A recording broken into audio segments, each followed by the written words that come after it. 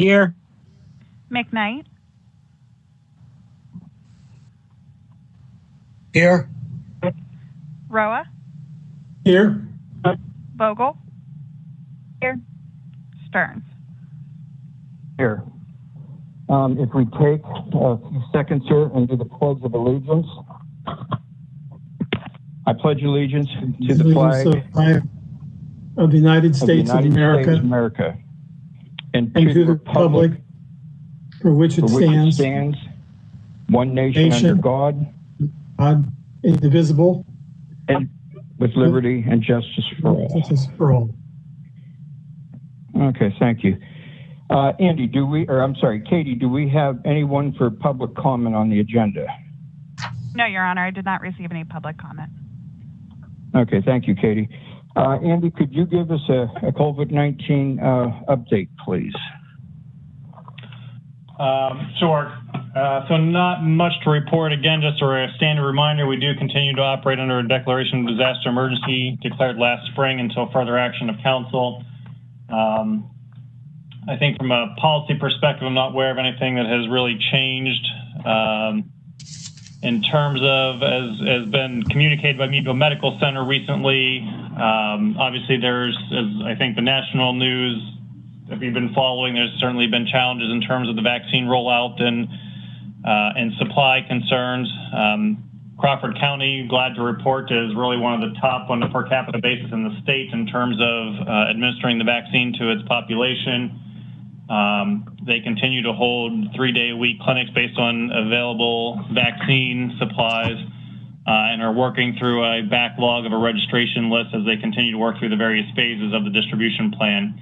And so this week beginning, I think maybe tomorrow might be their first day, but this week they're beginning their, what they call a pod, a point of distribution, a vaccine clinic. They're moving it from Active Aging on Park Avenue, the community center, and moving it to St. Mary's Church on Water Street. And so anyhow, we thank the Meadville Medical Center for the great work that they're doing. So it's been a challenging and sort of confusing and getting the sort of that backlog and managing that in terms of the actual vaccination process. It seems to be working very smoothly. So that's all I have, Your Honor. Okay, thank you. Council, any questions for Andy on the update? Hearing none. Notice of executive session meetings, Katie? Your Honor, an executive session was held on January 20th, 2021 to confer with legal counsel. Okay, thank you, Katie. Motion to approve the minutes? This is Jim. Second? Second, this is Larry. Thank you. Any discussion? Roll call? Donahue? Aye. McKnight? Aye. Roa? Aye. Vogel? Aye. Stearns? Aye. Katie, do we have any communications that we like to share? No, Your Honor, I did not receive any communication. Okay, thank you. Manager's report. Andy, I'll turn it over to you. Thanks, Your Honor. We're gonna launch right into our presentations first, and I'll have a few other notes that I'll share with council after, but out of respect for our guests and presenters, we'll jump right into it. So first on our list here is Juliet Hilburn. Juliet is with the Northern Pennsylvania Regional College. Juliet sent a letter to council probably, I think, right as budget season was beginning, so late in October, maybe early November. And when we received that communication, majority of council said they were interested in hearing from Juliet, but asked that we schedule after the budget, and here we are. So Juliet, would you like to introduce yourself and tell us about the school? Sure. As my wonderful introduction just said, my name is Juliet Hilburn. I am actually from Titusville, born and raised. So I'm pretty familiar with Meadville, but most of the faces here I don't recognize, but that's okay. Now I recognize you. So tonight, I just kind of wanted to talk a little bit about the Northern Pennsylvania Regional College. I'll keep it pretty brief. And I will put my contact information up in the chat so that anybody, if you have any questions that you think of later, you're free to contact me personally. So if you haven't heard of NPRC, we are a 2-year school. We're based out of Warren, but we serve 9 counties. One of those counties is Crawford. Personally, my area is Crawford, Forest, and Venango, and I serve as the student success specialist, which basically means that I work with students personally from start to finish. So I help with everything from applying to registering to advising on a regular basis, and then all the way up until graduation. Our students on the academic side, we have 6 associate degree programs. Any one of those can be completed right in Crawford County or in any one of our counties. We actually are not an online college, which is something that a lot of people think that we are. We're not. We're a remote model.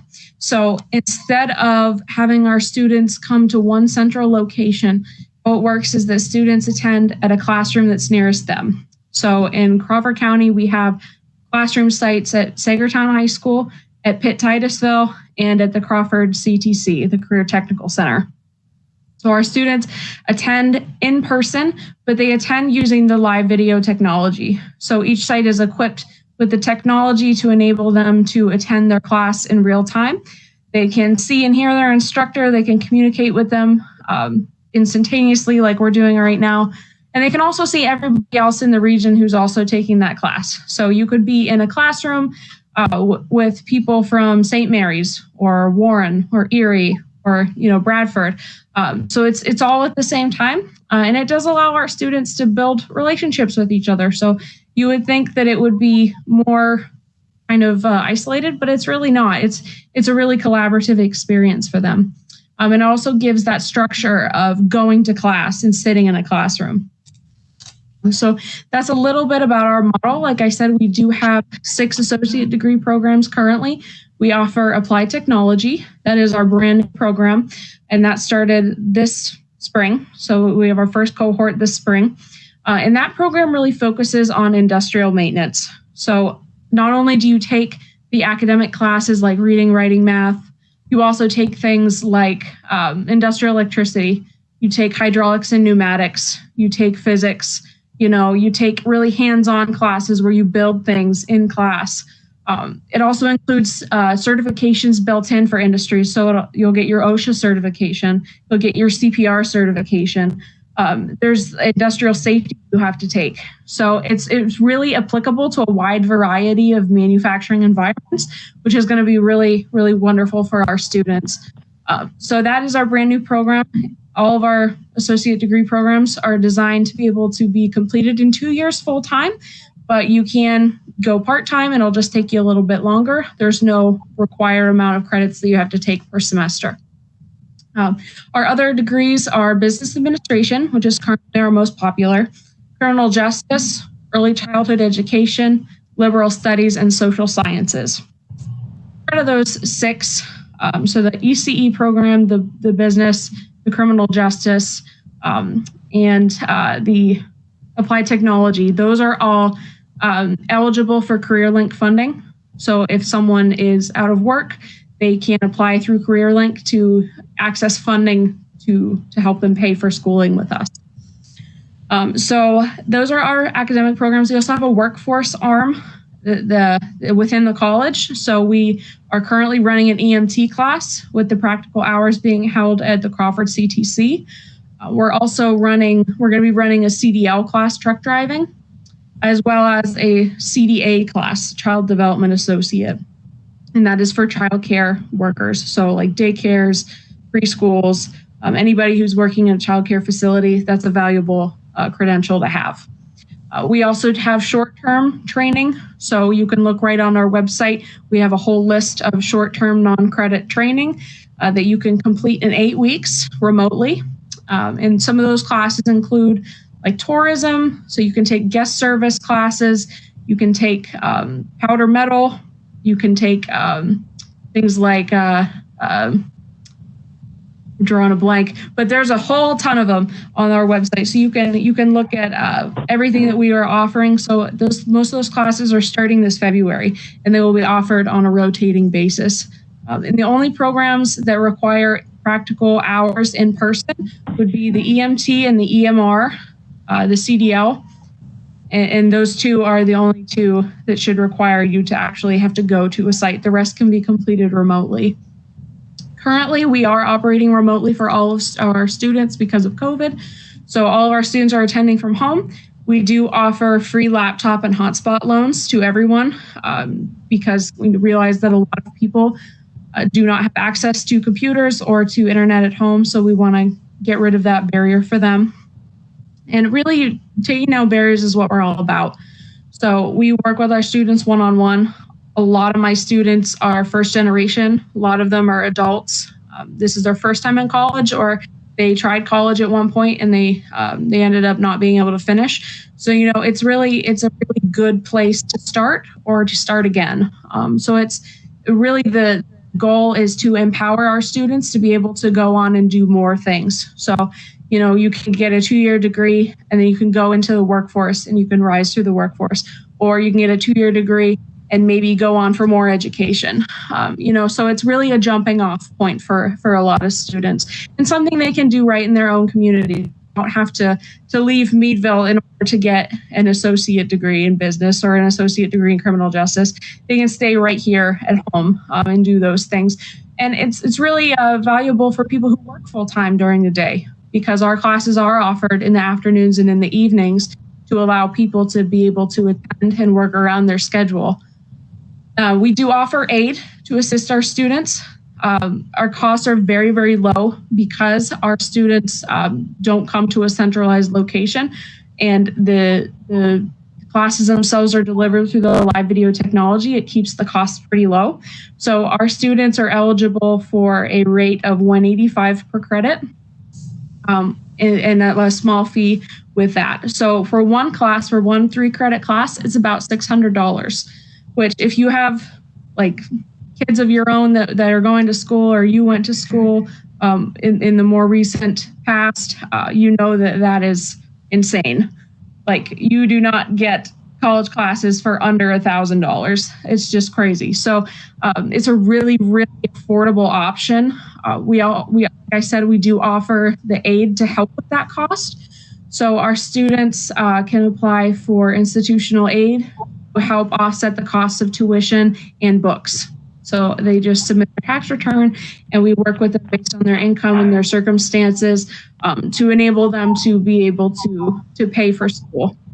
We also help them find scholarships within the community. That's part of my job personally is to assist my students in finding community resources like scholarships or like 211 kind of resources to help them with non-academic things that might be holding them back.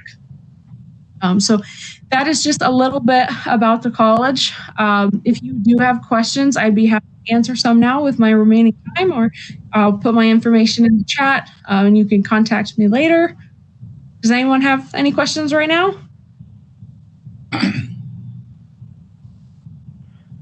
How about if we start with Sean? Sean, do you have any questions?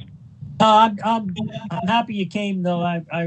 It's a really interesting thing going on, and I've encouraged other people to look into it, especially right now while people seem to be in between jobs and looking for new avenues to start a different life. So I'm glad you came. Well, thanks for having me. Appreciate you listening to me. Autumn, did you have any questions?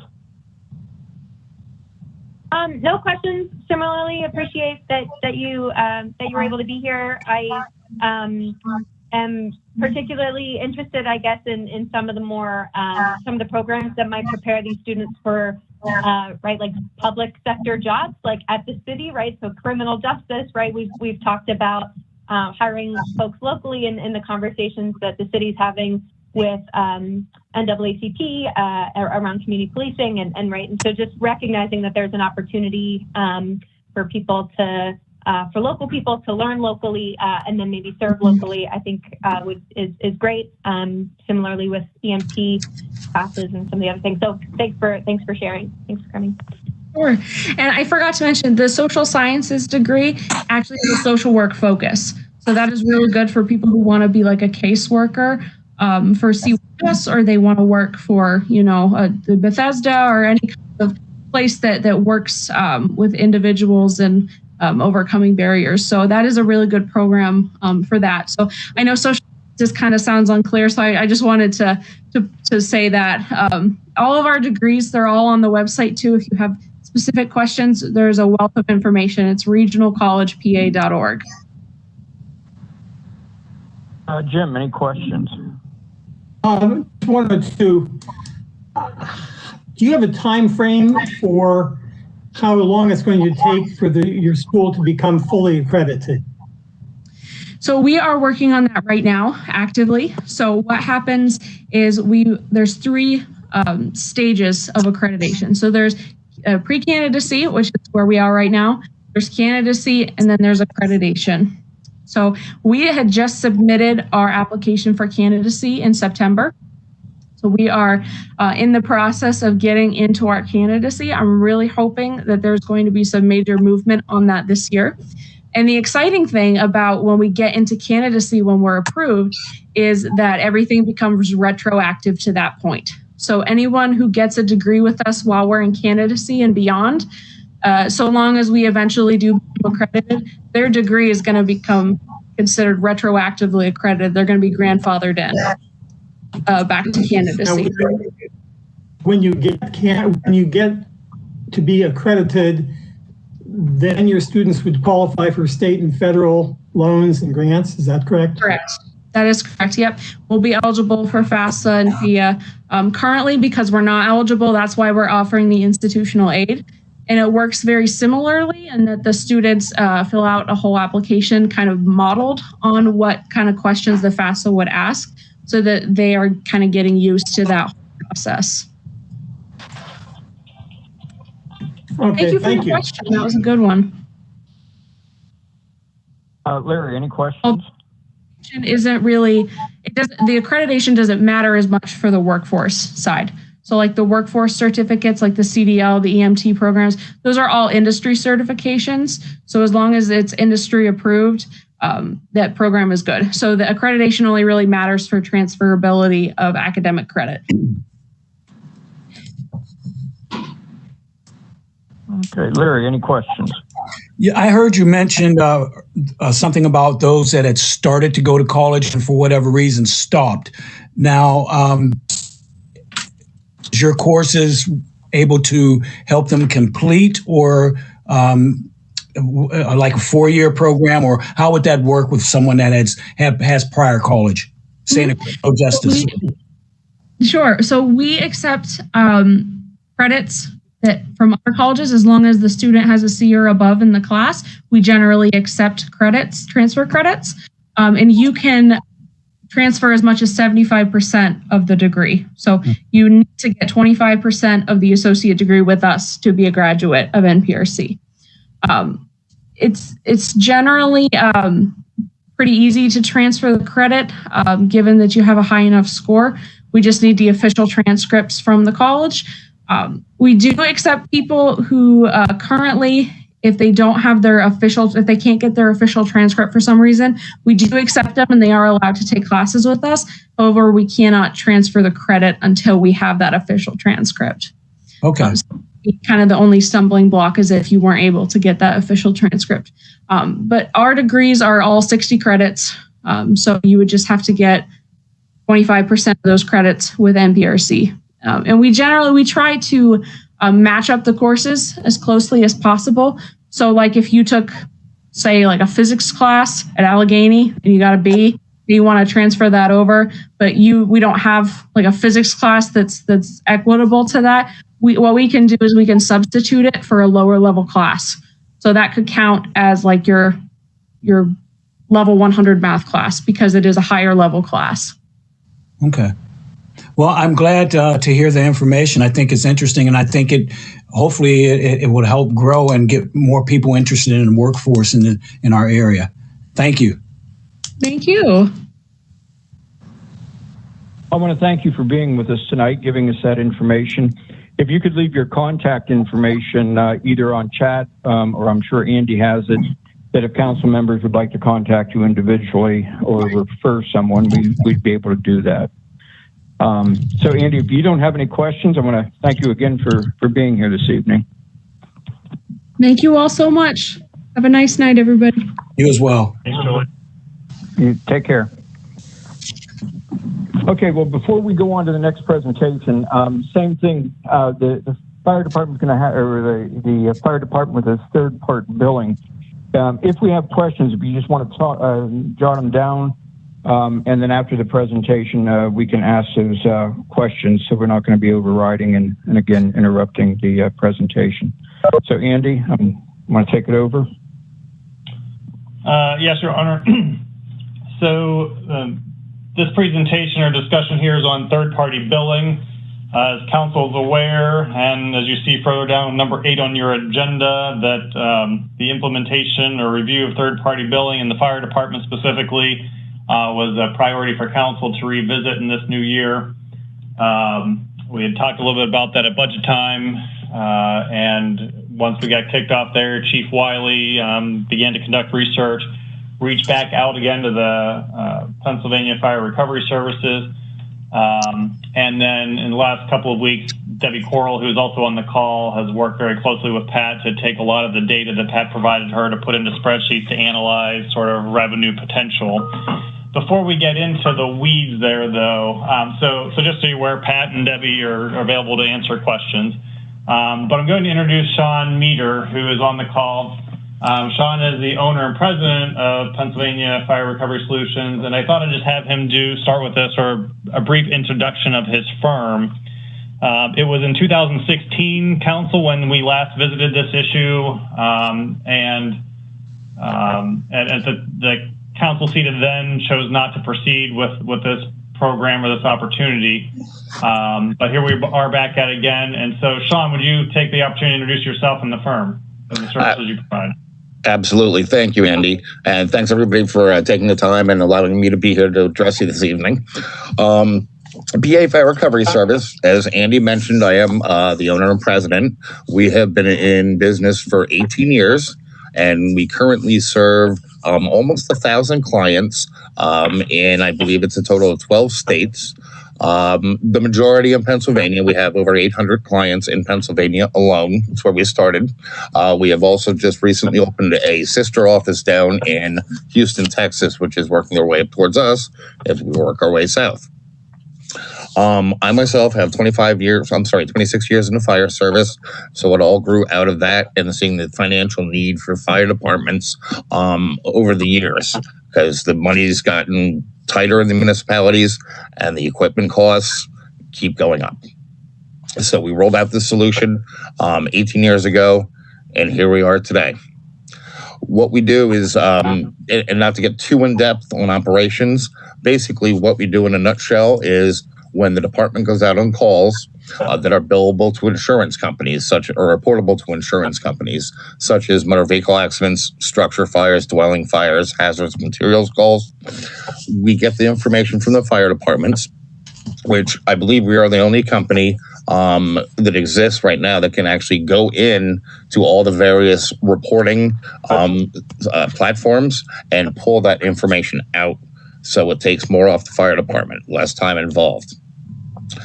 We get that information, we generate the invoices to the insurance companies, and we do everything else from there.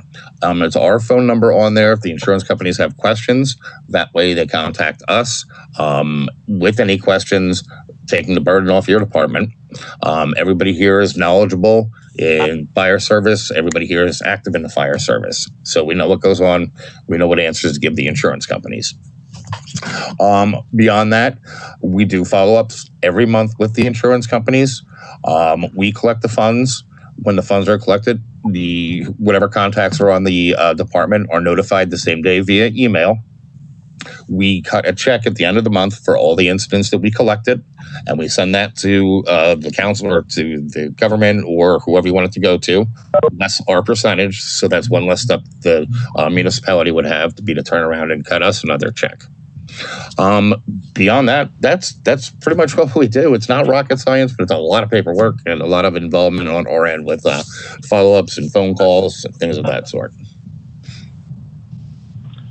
Sean, this is Andy. I mean, certainly there's some, just in terms of the nuances of billing, right? And billing insurance in terms of billing codes, experience with that is really the important value that I think you bring to the table. If that's...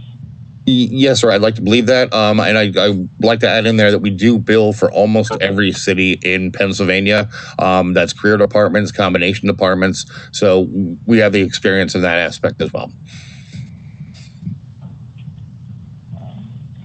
And I'd asked Sean to provide, in terms of clients, similar to Meadville, right? So in Northwest Pennsylvania, they're serving Oil City and Titusville, but across the state, other third-class cities, Clairton, Duquesne, not all these are third-class cities necessarily, but Clairton, Duquesne, McKeesport, Mount Lebanon, Beaver Falls, Coatesville, Altoona, Reading, Butler, Allentown, Wilkes-Barre, Scranton. I mean, there's quite a long list of communities that they provide services to. So I guess before we sort of launch into what we think is potential revenue opportunity for the city, are there any questions for Sean? I'm violating your process, Leroy, I'm sorry. But I guess is there any general questions for Sean before we jump into sort of Meadville specific opportunity? Jim, I have about 2 or 3 questions. Actually, 4. Sean, what about insurance companies? When we respond to an accident, and we're not talking fire insurance, do the auto insurance companies pay? Yes, yeah. We have a 50% collection average overall. That's when you combine fires and automobile accidents. I mean, our bread and butter is automobile accidents. That's where we collect the most revenue because there's a lot more accidents than there are fires. What about fire insurance companies? Do all of them pay, or what percentage of them pay? Almost every single fire insurance company does have some type of fire department service charge built right into it. So that the collection rate on those is quite a bit higher. You'd probably be talking 75 to 80%. All right, what happens, for example, if the city responds to an incident in a surrounding township, or vice versa, for lack of a better term, call it mutual aid. And let's say we bill for our mutual aid, do they bill for theirs? How does that work? We try to keep it with the home team. We ask that if it's your fire and the companies come in, that you just bill for your information, you bill for your services, because you're going to go and help them out as much as they're going to come in and help you out. So it sort of comes out in the wash there. Okay. So basically, it would be on them to bill separately from us. Correct. Thing.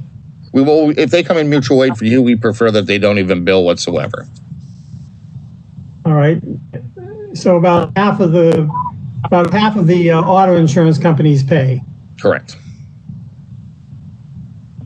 Okay. Any way to boost that? Well, there is a couple proposed. There is a proposed House bill that's out there that we're working on. I've actually testified in front of the Emergency Preparedness and Veterans Affairs Committee on several occasions, and also spoken with a few senators. The problem is, quite honestly, the insurance company lobbyists have some deep pockets, and they just throw up red flags in front of everything. Thank you. Sean, this is the mayor. I have a couple questions, if you don't mind. Yes, Your Honor. What happens if the insurance doesn't cover the cost? What happens to the bill at that time? That's completely up to the individual department or municipality's wishes. 98% of our departments, if it's denied or not paid in full, we write it off at that point.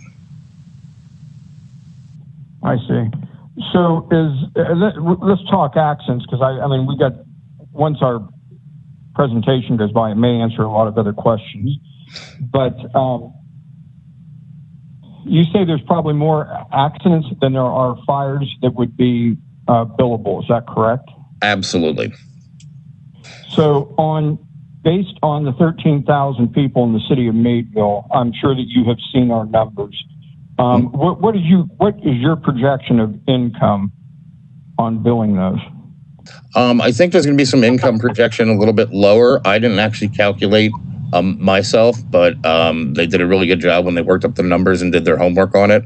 So the numbers that you'll hear, I find that would be pretty feasible. Okay, and one other last question is pros and cons. What's the cons of this going this procedure? Honestly, after doing it 18 years, I've had very little negatives come back. You know, you have people that think they're being billed when in fact they're not. But that's something we diffuse here in the office. Beyond that, and I hate to use the term free money, it has been free money. And you're more than welcome to check our references, call the other cities, ask them how they've done with us, and I'm sure they'll echo what I had just said there. Okay. Sean, I may have other questions for you after the presentation, so hang in there. Any other council members have questions? Autumn? Yeah, I do. Just to clarify, right? So you said if it doesn't get paid, if the bill doesn't get paid, insurance doesn't pay, it's written off, and that, just to clarify, right? That means that it doesn't come down on the individual, it doesn't come down on the family, the resident. Correct. Correct. Pay. It's just a wash. Yes. Okay. So individuals will never have to foot the bill here. Correct. We don't want to put a burden on your residents. Absolutely not. You may be going to answer this later on. You mentioned that you receive a percentage. What is your percentage? We receive 15% of what we collect. And that's it. There are no other fees. There's no monthly fee. There's no startup fee, no filing fees. We don't get any money until we collect money for you.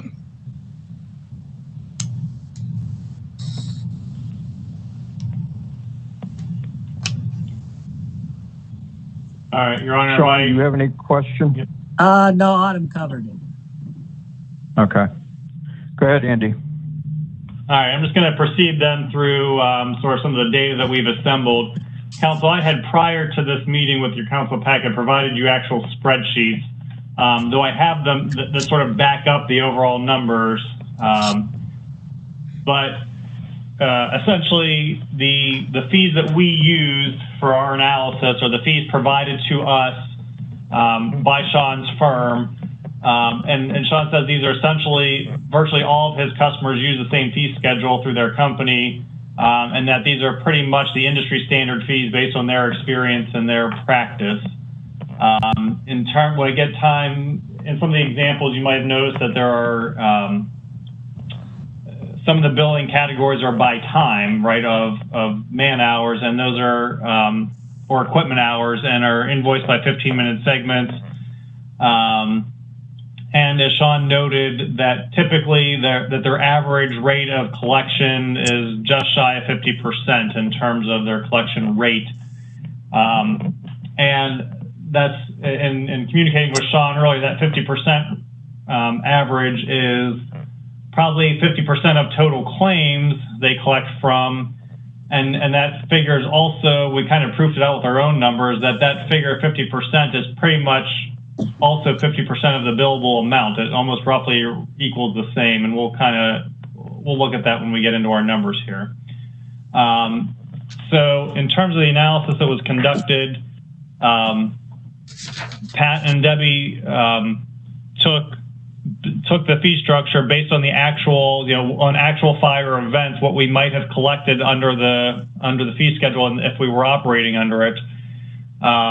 And so in the 5 examples that were used in the spreadsheet analysis, that there was an opportunity for about $28,000 in fees that could have been invoiced. And as Sean indicated, their fee is 15% of the income generated. And we talked about the 48% collection rate. When we get to motor vehicle accidents, again, same thing, use the suggested fee schedule. We analyzed 7 motor vehicle accidents that might have totaled about $4,000 in fees. And I'll say though we do have a motor vehicle fee in our current ordinance, we've not been billing and actively collecting that for several years in the department. So if we look back, So of our actual collections, over the past 3 years, we've had 174 billable incidents. And Debbie, I invite you or Pat to either correct me when I go astray or I start to tell a lie, or you wish to add additional detail or recharacterize.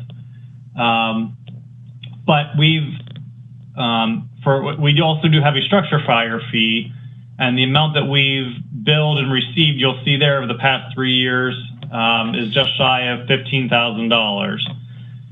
But when we look at the fees that are potentially to be collected under the ordinance, if we were to go with PA Fire Recovery Solutions and the services and use their fee schedule, when we combine the total fire events over that 174 incidents, structure fires and motor vehicle accidents, the probably maximum collection invoice amount is about $175,000. If you take the 15% billing fee, is $26,000, which is the PA Fire Recovery Service fee. That leaves a net revenue of $148,000, again, maximum revenue. And then if you apply that 48% collection rate, you're looking at $72,000 over that period. You divide that by 3 years, you're looking at approximately $24,000 per year in annual revenue. And we think that's really the maximum that we might expect based on our, we won't know for sure, right? It's based on actual events. If you study the spreadsheets, and I might go there right now. Obviously, the number of incidents varies over time. There's not a regular. If you see this spreadsheet, you'll see maybe some on average, right? You'll actually see total billable accidents or incidents. 54 in 2018, 60 in 2019. Again, another 60 in 2020. So maybe anywhere in that range of 50 to 60 billable incidents in a year. And I don't want to, because these numbers are hard to see on screen and you provided them, I don't know that it's helpful to go through each of these columns, but again, we're looking at that $20,000 to $24,000 range, I think is the max of what we might anticipate if we were to implement the fee schedule. So before I turn over to questions, I guess I'll turn over to Pat or Debbie if there's anything you wish to add. Debbie, you're shaking your head maybe? Hi, You're on mute. Go ahead. Oh, now you can hear me? Yep. So when Pat went through all of the different incidents, we just kind of guessed or assumed what would be billable. So that's one thing to keep in mind. Also, Sean reminded us that the amount that's collected is influenced by multiple factors, including the number and severity of structure fires and motor vehicle accidents. So we tried to be as clear and concise and accurate as we could be, but we also kind of went at this without full knowledge of what can be billed or not.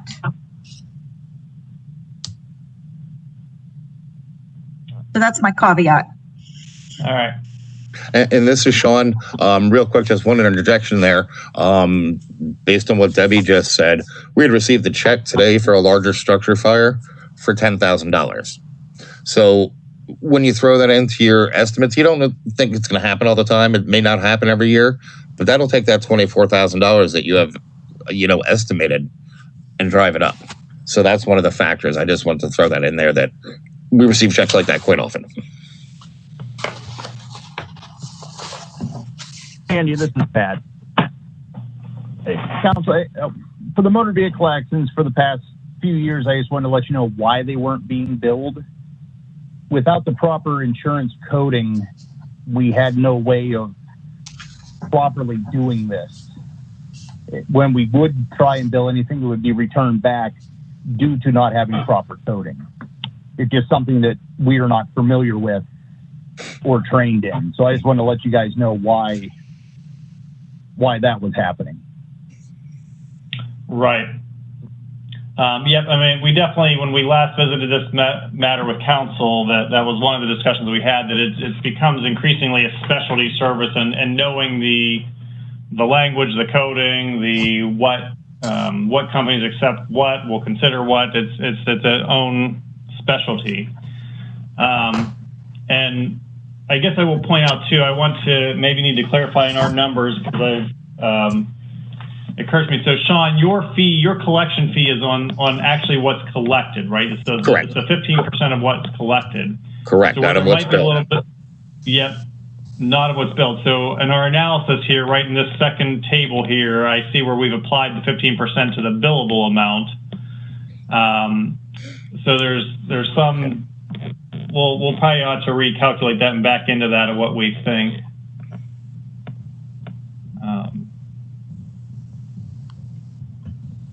Okay. Yeah, I see what you mean.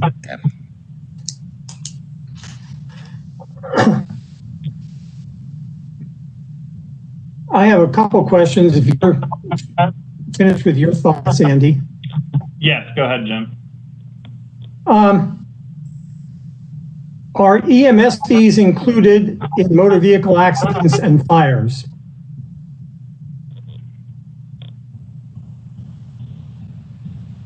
No, they are a separate entity. What happens is EMS fees go to the PIP, the medical side of adjusters, whereas motor vehicle accidents, we bill out to the comp collision side. Okay. So there will not be individual EMS calls billed to individuals who need the service. Not by us, no. That would be billed out through any type of EMS provider. Okay. Thank you.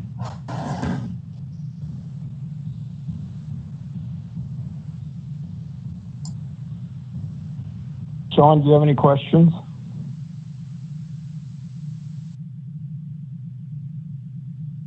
Fine, Leroy.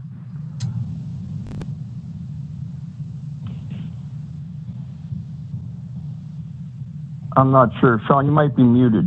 Oh. I think I'm thanks. good. Larry? Oh, okay. Larry, any questions? No, not at this moment. Thank you. Okay. Autumn? No further questions. Okay, Sean, I have a couple of questions that I'll ask you. So when you do the third-part billing, what kind of effect does it have on the insurance companies, on their premiums? And have you had problems with property owners having their rates raised or anything? Can you talk to any of that? You know, that's a great question, and that's something that does come up quite often. If insurance rates are going to go up, it's because of the event, not because of additional charges on it. Especially when it comes to homeowners policies, the way that they do it is you have certain incidents that can happen. If you have one claim, your policy probably won't increase.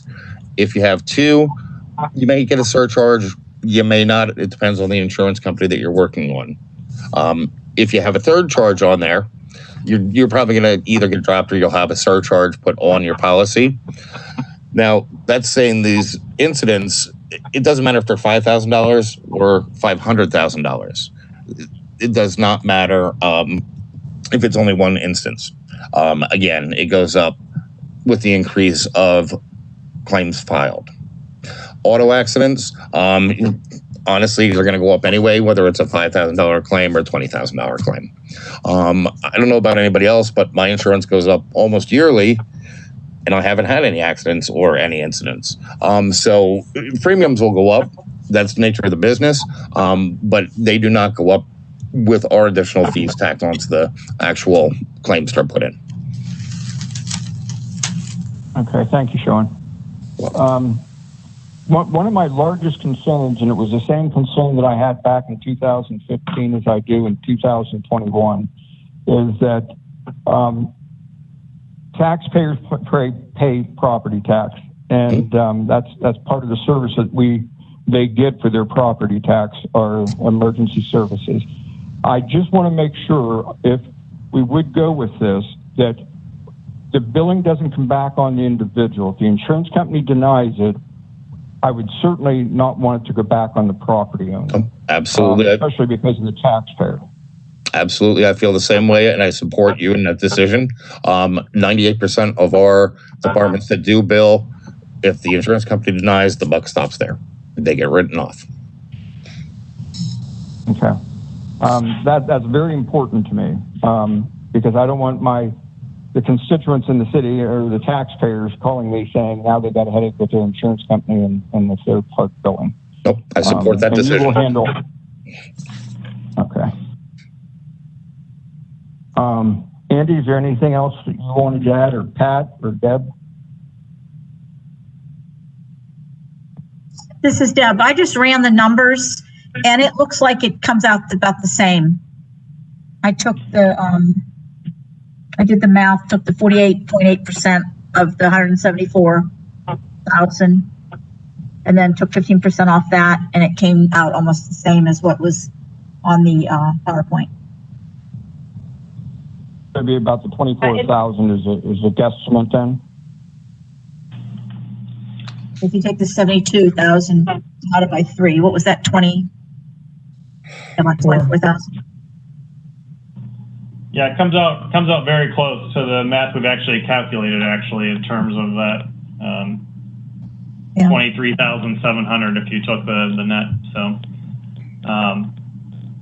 I mean, I guess, Council, in terms of just some other talking points, right? I mean, I think just recalling some of the 2016 discussion, is there a concern of, if these fees are billed to insurance companies, is that sort of a, double dipping, right? I'm paying my real estate taxes and then I'm also paying this fee through my insurance. And arguably, right, the expenses of the fire department is, as you all know, is primarily personnel. Personnel costs 70% of our general fund budget is personnel. And so one could argue, right, that your base taxes are paying for the personnel to be available and the equipment to be available. And then the billing sort of is considered a usage fee. When you look at motor vehicle accidents, and I don't have data to support this, but I imagine there's a high percentage of motor vehicle accidents that aren't city residents, that either or both are not city residents or parties in any accident, probably are not city residents per se, and so they're consuming resources provided by city taxpayers to address those. So there are just other ways to sort of to think and consider, think about the fee as you're considering it. So, Andy, the next step, when can this be put on? Is there anything else that we really need to go through, or can we have this put on the next agenda for council's decision on it? So I would argue if there's I think we need to discuss. Yeah, Pardon so me? I would like to know if there's either a majority of council that wishes to proceed and have a draft ordinance presented to them, I guess would be the next step checkpoint for me. If there's a majority of council that wishes to proceed based on the information they know, staff would prepare then a draft ordinance for consideration.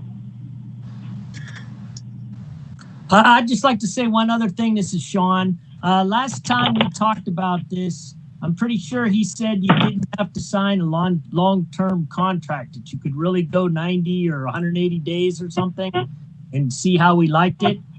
And maybe that would, anyone that was still hesitant in trying this, that might interest them more because there would be a way out. Is that right, Sean? It is a one-year contract with auto-renew consecutive years. However, within the contract, there is a 60-day written out clause. So if you get 6 months into it and you don't feel it's going the way you should, you write a letter, contract terminates. There's no fees involved in that whatsoever. Okay, that just if anyone was still hesitant, I wanted to make sure there was something they could pull, we get out if we needed. Sean, this is Jim. I have a couple more questions for you. Based on your experience, what percentage of structures are uninsured? Very few. when you get into a larger city such as City of Chester, Scranton, Wilkes-Barre have a little bit higher percentage. City of Chester probably 10%. Anybody else maybe 5 at the most that I've found so far. And on motor vehicle accidents, how do you bill? In other words, if the people have only the basic required insurance, which does not include collision or comprehensive, are you out of luck? Yes, it just falls in another category. We write them off when we get that answer. All right. Is that the same for out-of-state people that have motor vehicle accidents in our area? What's up? I'm not sure if I understand the question. Do we write it off if that's the case? Yes. That would be up to you. That would be your determination. It's absolutely a transient who's taking advantage and using your services and benefiting from them. So you would have to dictate to us if that would be something you want to do. If it's somebody who's out of the state, say Ohio or anywhere, you tell us. Okay. We work within your guidelines, and that can be something that's put in ordinance as well. Sean, it's the mayor again. I have one other question that popped up in my mind. Mm-hmm. So when we have chemical spills, yes. We just had one here not too long ago, fuel. And I guess maybe, Pat, you can fill in on this also. That's a billable service then, correct? If the gas station has a leak and the fire department has to respond, that's billable then? Absolutely. Okay. Hey, Pat, while you're on the phone, does that happen often? I'm curious about chemical spills because we always talk about accidents and unfortunately fires, but I'm wondering, do we have that happen often? They are on occasion. We have had 2 since I've become chief where we've had decent amount of gasoline spills. One at a fuel station, another one where the fuel tank fell out of the vehicle and was dragged up North Street. And then when they finally stopped, it emptied out. They had a full tank that we had to deal with. So I'd say it averaged 3, maybe 4 a year. And then this has nothing to do with the EMS response that we do, along with providing assistance and with the Meadville ambulance. This would not be any part of that third part billing then, correct? No, Your Honor, that. Okay.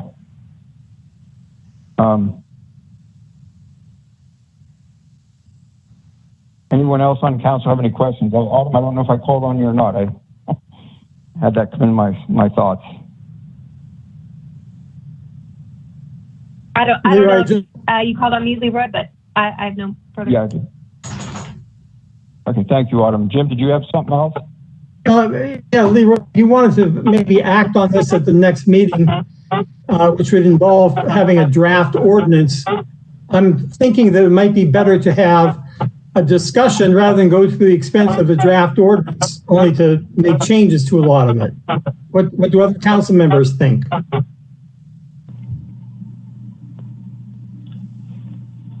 I would like to discuss it. I think that makes sense. And I'm fine with that. The only reason I brought that up about getting it on the agenda is because we want to continue to move forward on these other items. But I have no problem with more discussion. I think discussion gets it moving, but gives us time to consider everything. And who knows, we might even have some public feedback at that point. Good point. Yeah, I mean, I understand that. I'm also in favor of moving. I think a draft ordinance, it's not going to go to waste, right? Where we'll use it in some version, assuming that we would choose to implement it. And it gives the public and us something to discuss maybe a little more concretely. So, we had a great start with the information provided tonight. So I would be in favor of moving forward with a drafted ordinance, if others are as well. I don't think we need to slow things down here.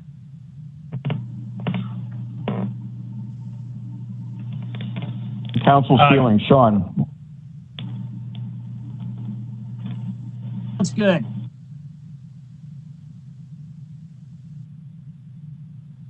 Can you hear me now? Okay. Yeah, now go ahead, Sean. We can hear you now. No, that's good, Leroy. That sounds right. You go ahead and start the ordinance and then still have the discussion? Is that what you're saying? The one other thing, last time we talked about this, they could back up and do some of the ones in the past few months or something. Is that still true? Yes, it's the 2-year statute of limitations. Okay.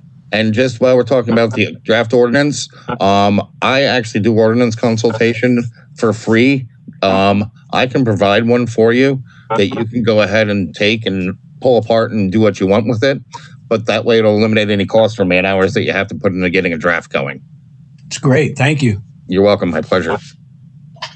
He is the word that just sold me on that. Usually gets most people. Well, you know, I'm in agreement with Sean and Autumn too, and Jim also. I don't want to hold us back by having a discussion, but I think we can do both and continue to move forward. So I'm all for that. Any other comments? So, Andy, it looks like we're going to go ahead and start with the draft form and also with giving. I want to make sure that we give the public time enough to respond, but we could have the ordinance already drafted, and then we can always change it. If you do it more, it's pretty simple to do. Are you okay with doing it in that direction? Yeah, so I think because there will be a number of small policy decisions inside the ordinance to make, right? You talk about out-of-state billing. You talk about do you bill people with insurance, without insurance, right? Those will be those things that we'll need to discuss and debate. And so I think having the draft in front of us, we can begin to have those little policy discussions. So it won't be on the agenda as a first and second reading of an ordinance. It'll be discussion of a proposed draft.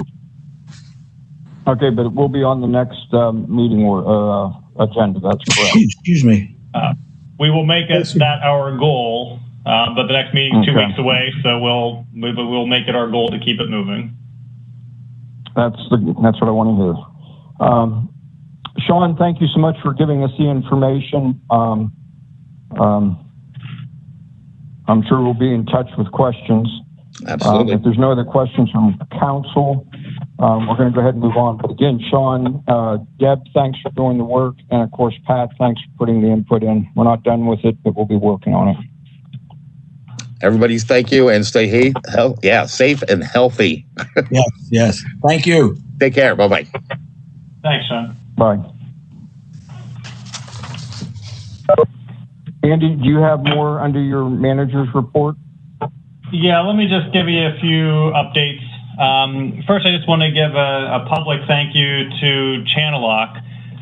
Council you might know, I don't know if we even discussed it as a project, but right as the pandemic was hitting last spring, we were prepared to do brickwork in DeArmond Park around the flagpole. The original brickwork had deteriorated, the knee wall was broken in several places, and Nathan Zazul and the Public Works Department took on that project and actually met with Bill DeArmond, and Channellock made just shy of $10,000 donation to pay for the brick restoration around the flagpole. And I just wanted to publicly acknowledge and thank Channellock for that donation. And I have sent Bill a thank you note, and I think Nathan has as well.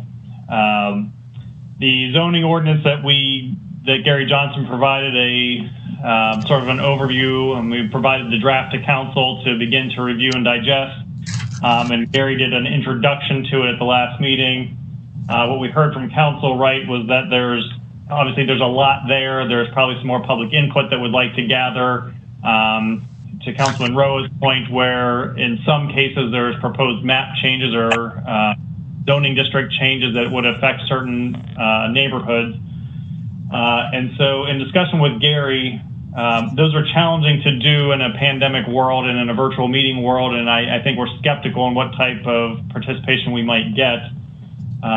Gary and I have proposed that and again, maybe depending on how pandemic and restrictions play out, but that we would hope to organize and host a series of workshops, probably beginning in June or July, around either certain issues or in certain locations, to invite the public to educate, for feedback.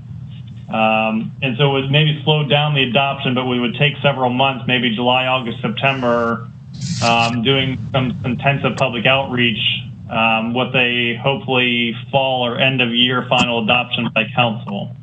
That's essentially what we're proposing at this point.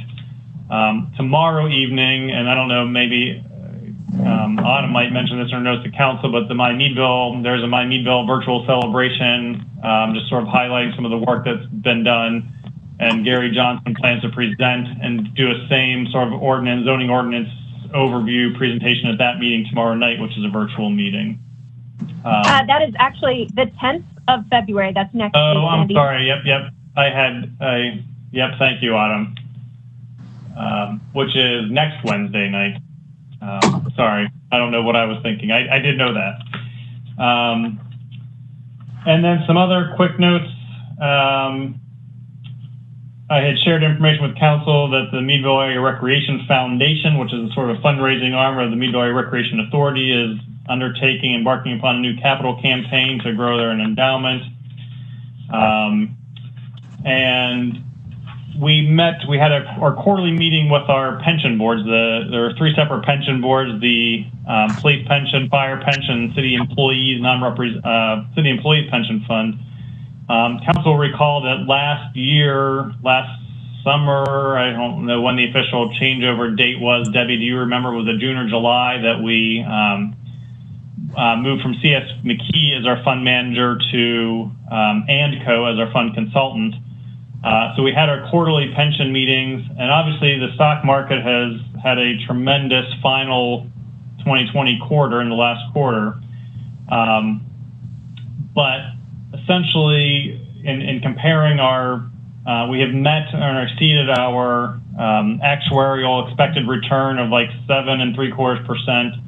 And we estimate that under our new fund management strategy, that we probably performed 2% higher than we might have under our prior advisor, just doing a comparison. So I guess just want to report that we think that's been a successful change for the city and a successful outcome in terms of the market performance as well. What that means for us, right, is that as our invested funds perform well, ultimately, hopefully that means that the required obligation, the MMO, the annual payment by the city, the minimum municipal obligation to fund our pension funds might go down. But as our actuary reminded us that we experience both gains and losses in the market, those are smoothed over a 5-year period, so that as we experience market highs, we take those increases over a 5-year period. So don't get too excited, but it is good news ultimately as the market performs well and our funds are invested well. So,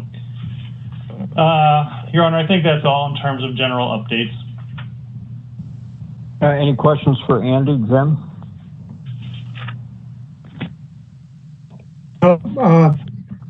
I'm delighted with the returns from And Company. It helps shore up the pensions, and it helps our beleaguered taxpayers. Okay. Sean, any questions for Andy?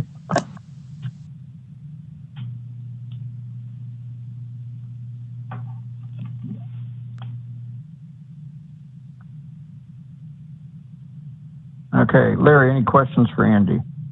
No, thank you. Autumn, any other questions?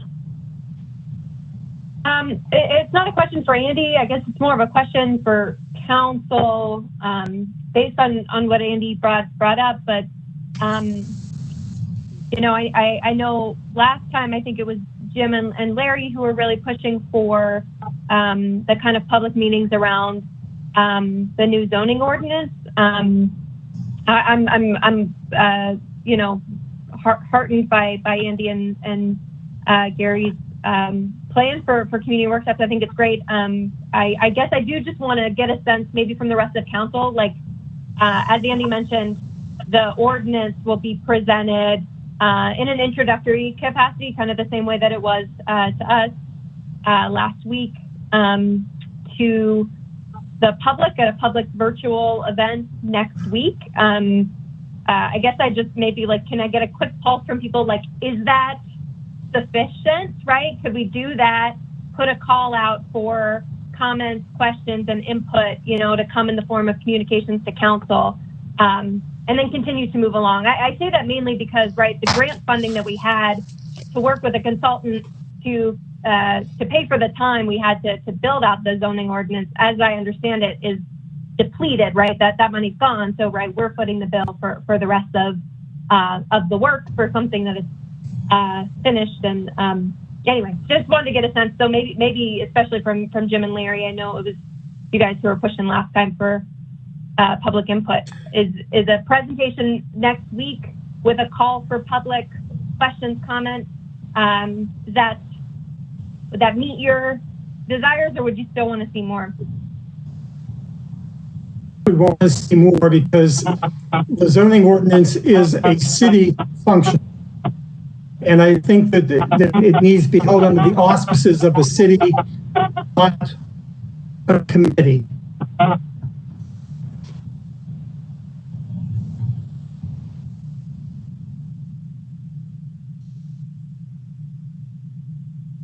Yeah, I just, you know, I don't know if enough people will view that celebration and be able to get information just entirely on that. I don't know if there's some way that we could have it in the Tribune, but I feel we should try and reach out to more people instead of just depending on people watching my Meadville celebration. Okay, thanks.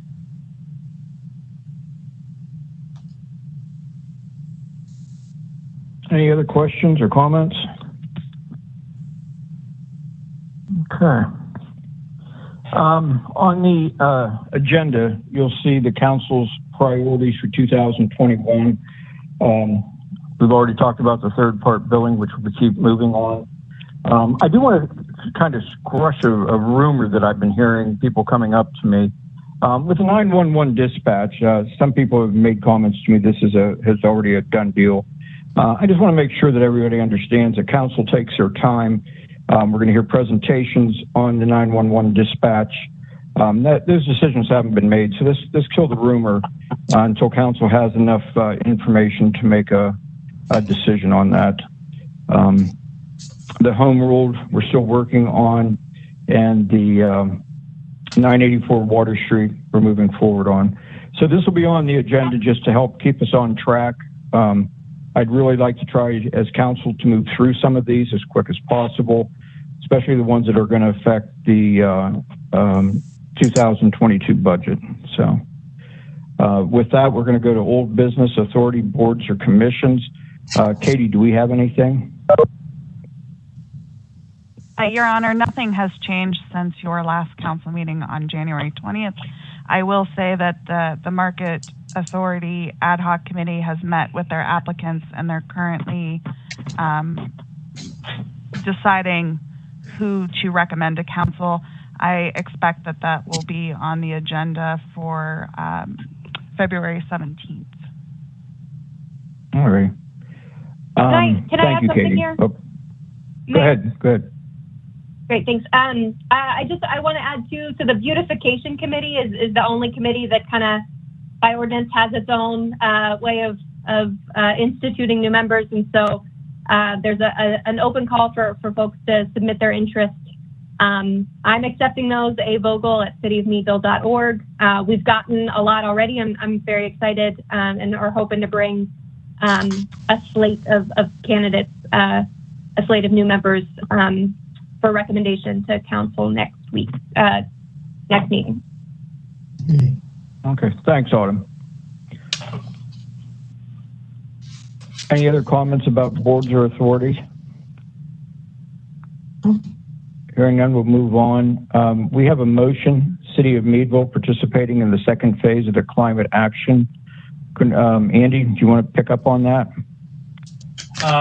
Yep, and this is probably where I should have planned a little better in terms of our next steps on the agenda here, but it was a continued discussion item from last meeting where there was a reminder of the city's participation, primarily through Autumn as a representative, working with Professor Matt Bethune from Allegheny College and Allegheny College students on working on a greenhouse gas inventory for the city of Meadville, and specifically a participation in the DEP program. And Autumn, you might describe it better than I am right now. But the opportunity, right, is to continue in that program in sort of a climate change action plan component. And I think that's the next phase, the second phase of participation in the cohort program. And tonight is an opportunity, I think, wanted to share the results of the greenhouse gas inventory and talk about the next steps. So Autumn, I'm going to turn it over to you to maybe fill in any gaps there. And then if you want to pitch it to Matt or whoever is doing the next phase. Matt, am I to share presenting privileges with you? Is that correct? Yeah, that'd be great. Thank you. I don't do that often, so hang on. I'll work on it. Right. No, I think Andy covered it. Matt, Professor Bethune is going to present the findings from the greenhouse gas inventory.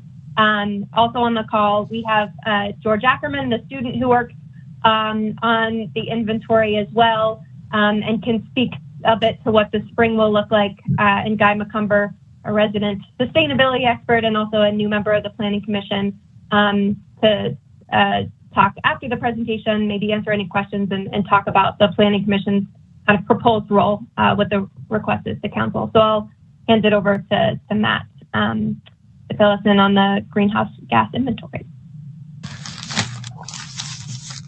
Yeah, thank you all. Appreciate you giving me the time, and I won't take up too much of it here. I'm going to go ahead and share my my screen. Just have a few slides to share with you all tonight to kind of give you a sense of what we've been doing, where we're at, what we've found out so far, and put you into a position to kind of have a better overall sense of it. So, like you've been told already, and if any of you get a chance to look over the handout material that I think was shared recently, you got a little bit of a sense of what some of the terminology is about that's centered around this this activity that we've been engaged in. But basically, what we have been lucky enough to do here in Meadville is to become one of 20 cities or towns across the state that are participating in what's known as the Pennsylvania's Local Climate Action Program. And again, that is run through the DEP statewide in coordination with a group known as ICLEI, which is also called Local Governments for Sustainability. And they're an organization that partners with local communities to help provide expertise, guidance, training on a whole range of sustainability related actions. And one of their primary areas of focus is on climate action in particular. And so what our participation in this program involves is it allows us to have access to some technical experts through this group called ICLEI, but also through the DEP. They are working with us through a series of training sessions. The first half of that has taken place. I'll show you the output of the greenhouse gas inventory in just a bit, but that's part of what the training involved, is sort of walking us through and showing us how to do that.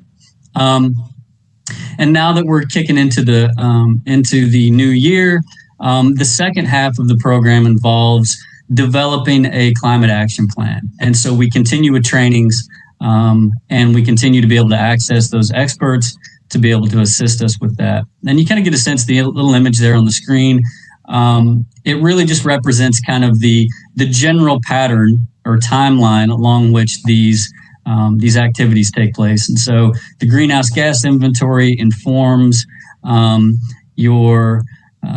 targets that might eventually be set if you're looking to reduce emissions. You develop a climate action plan that sort of houses your goals and incorporates those targets. And then you start to come up with the actual policies that you want to put in place to get that done. So the Meadville team that we have had working on this consists of Councilwoman Autumn Vogel, Allegheny College senior student George Ackerman, and myself. As you sort of were introduced earlier, I'm Matt Bethurum. I teach in the Environmental Studies Department at Allegheny.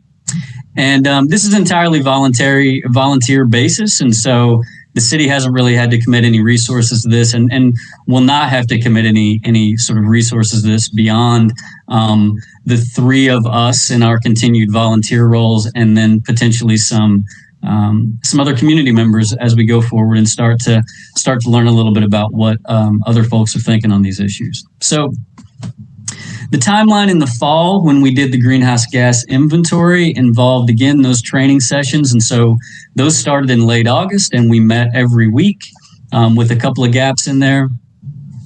And it walked us through the process of how do we go about collecting the data that we need to be able to do this inventory. And so we wound up gathering information from CATA, from Water Authority, and so on. You can see up there on the screen that we touched on everything from our waste sort of stream issues when we're talking about waste removal and recycling, all the way up to our energy providers in National Fuel and First Energy. So most of the fall, in addition to the ongoing trainings, involved gathering that information.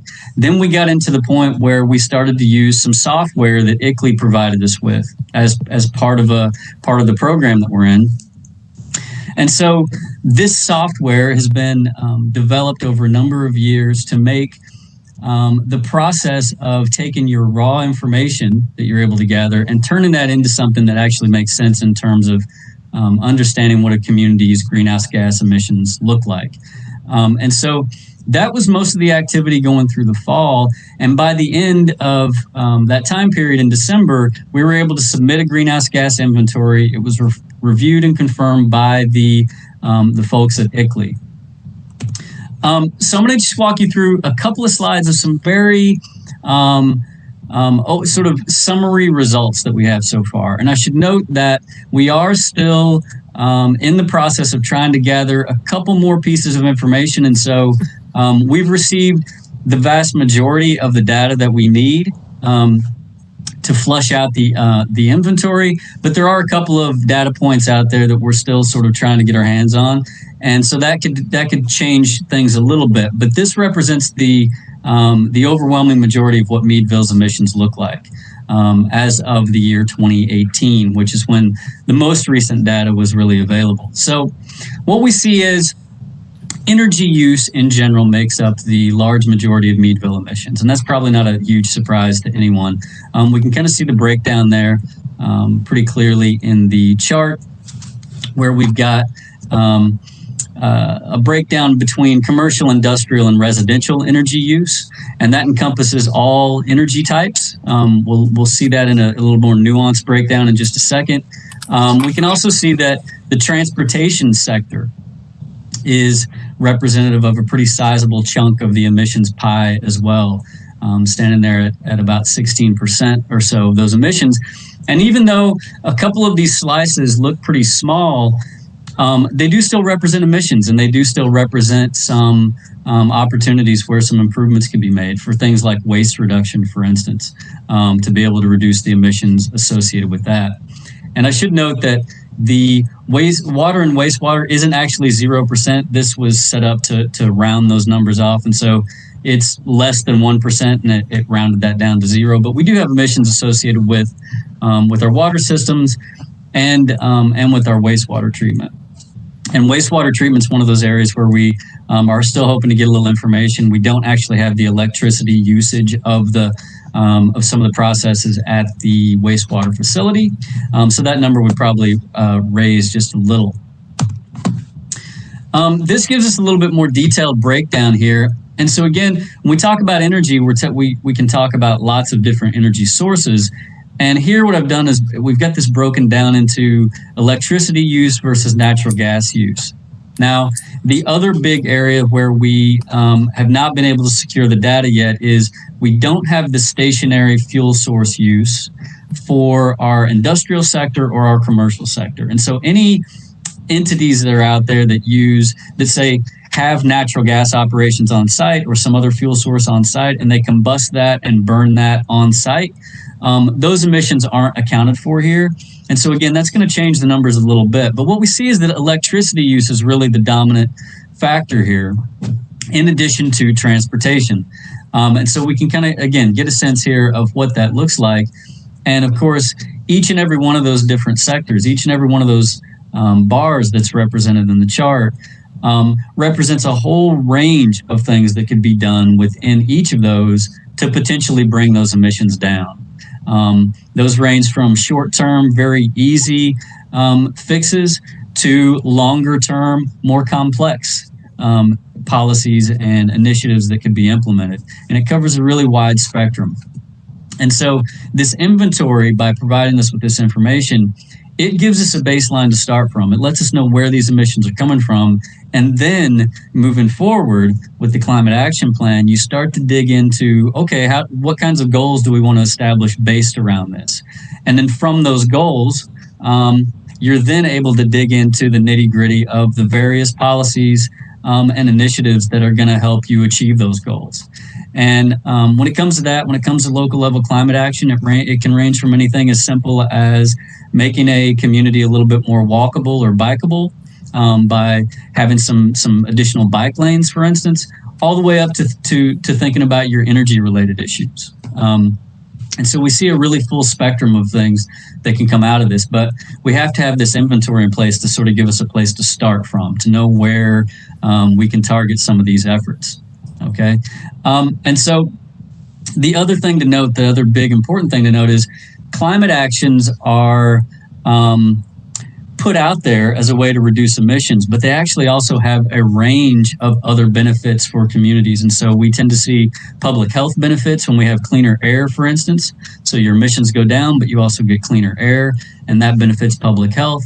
There are lots and lots of cost savings associated with addressing a lot of waste-related issues. That could be actual physical waste, or that could be wasted energy, energy efficiency improvements, resulting cost savings, and so forth. So there are a lot of things that are attached to these kinds of actions. So I just want to be clear that when we talk about climate actions, we're also talking about things that actually benefit the community in lots of other ways as well. And we definitely have people on this in this meeting that can speak to that. I know Guy McCumber has a lot of experience with this in some other communities and through other avenues, and can speak to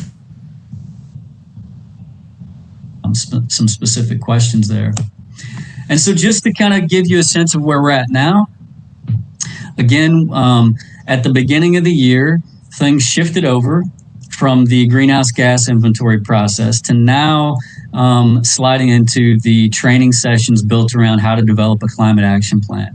And so those weekly trainings continue.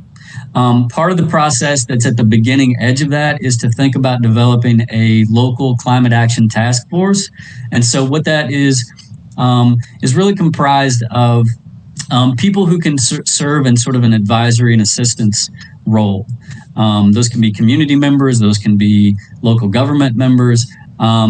Anybody who is interested, has a stake in the issue, wants to participate, can be an important voice in that process. And it really helps to inform things as it moves forward. And so the idea is that by June 30th of this year, we'd be able to generate a preliminary climate action plan. And again, that's going to be based on those greenhouse gas inventory results, but also feedback from the task force, additional feedback from the public and the city, because a lot of outreach is also an important part of this. And so that's sort of what the timeline looks like as we go through the spring here. And I should also note that developing a climate action plan doesn't commit the city to doing anything. You develop the plan based around a series of goals that come out, and then the policies that are meant to help achieve those goals are something that the city decides on and our local decision makers ultimately put in place. And so the plan is just sort of a framework to allow those policies to sort of develop in a targeted kind of way. And so, yeah, as I close out here, what we're here to do tonight is to really just ask for the council's approval to continue on with this work through the spring, so that we can finalize this process and continue to participate in the state program. And with that, I can go ahead and stop sharing and open it up for any questions that you all have. Why don't we go ahead and go through the same process? Jim, do you have any questions? Yeah, I have a couple questions. Where do you see this going? In other words, you've done this before. You probably have an idea of what kind of policies you're going to be promoting. So what are they now? Are we talking about banning wood burning stoves? Are we talking about mandating new construction to have solar roof panels? What are your objectives? So again, our objective with this is to just, we're close to completing the greenhouse gas inventory. That's objective number one. And then the development of the climate action plan is the second objective. And so the actual policies, that's not part of this process of this program, developing the individual policies. That's where it comes down to local community involvement, and then you all as local decision makers to decide, okay, do we want more bike lanes? Do we want to think about our energy efficiency in town? Do we want to think about ways to reduce solid waste in town? Whatever the case might be, those specific policies are not something that we're in the process of developing. Those policies are brought about after the process of developing whatever goals the city wants to establish are put in place. And then you sit down and decide what kinds of avenues you want to explore to do that. And so, again, a lot of cities and towns across the country already have these kinds of plans in place. And it really encompasses a very, very wide range of actions. Everything, like I said before, from doing small things to maybe make a community a little bit more walkable so that people can walk from place to place instead of having to feel like they need to get into the car to do that, or all the way up to things that include addressing where the energy supply for the community comes from. Not all communities do either one of those. You tailor the policies to the community that you have and based upon the feedback that you get from the public in terms of what they want. Thank you. Sure. Sean, any questions? I'd just like to say thank you for all the work you've already done. I'm definitely interested. This is something I think the city should be looking into more. I don't know where it's going to lead us, but I definitely think it's something we should be considering. Great. Thank you. Autumn? I don't have questions, but I guess I will just add, that we also have on the line George Ackerman, who assisted Professor Bethurham, and will continue with the project should council approve moving forward in the spring.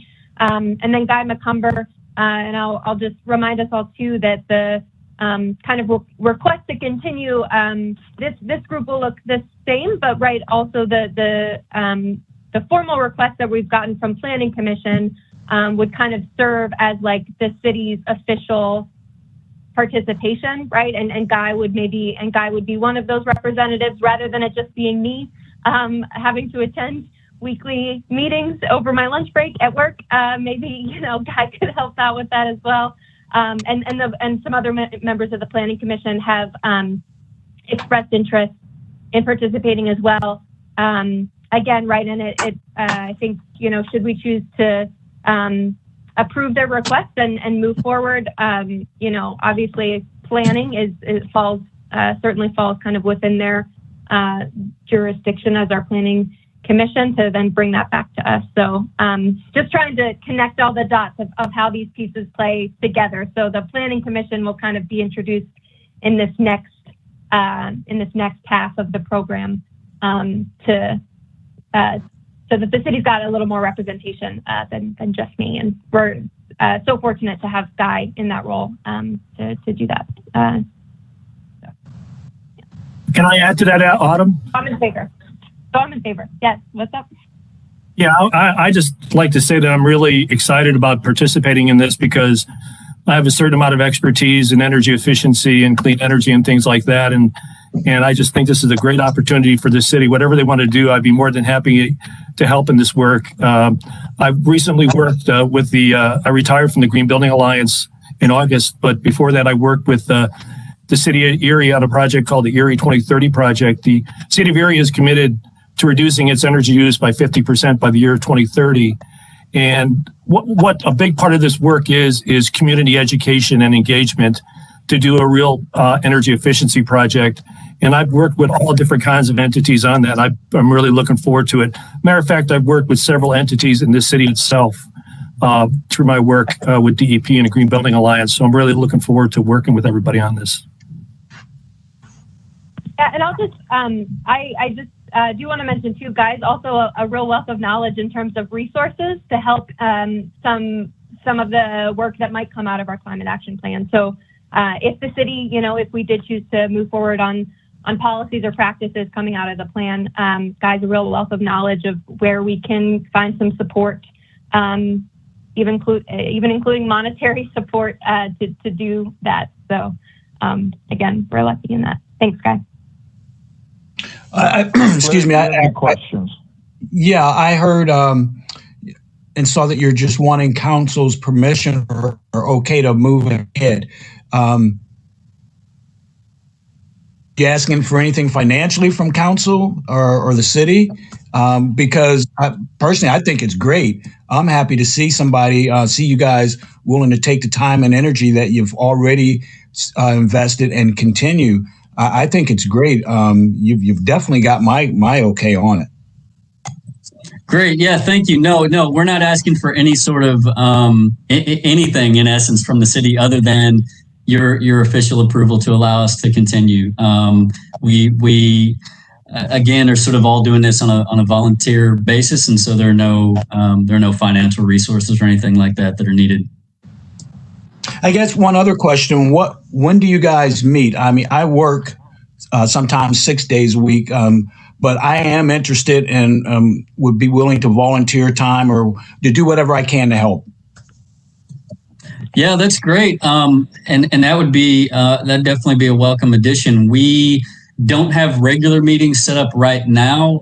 We were in the fall. We would meet on Fridays in the afternoon, right after we finished the training sessions. We had meetings going, and so we can certainly keep you in the loop as soon as we kind of reestablish a time that's going to work for everyone. That'd be great. I'd be happy to have you involved. That'd be great. Yeah, and I would say to that point, right? Should we get should we have to go ahead? I'm in favor too. Should we have to go ahead and move forward after tonight?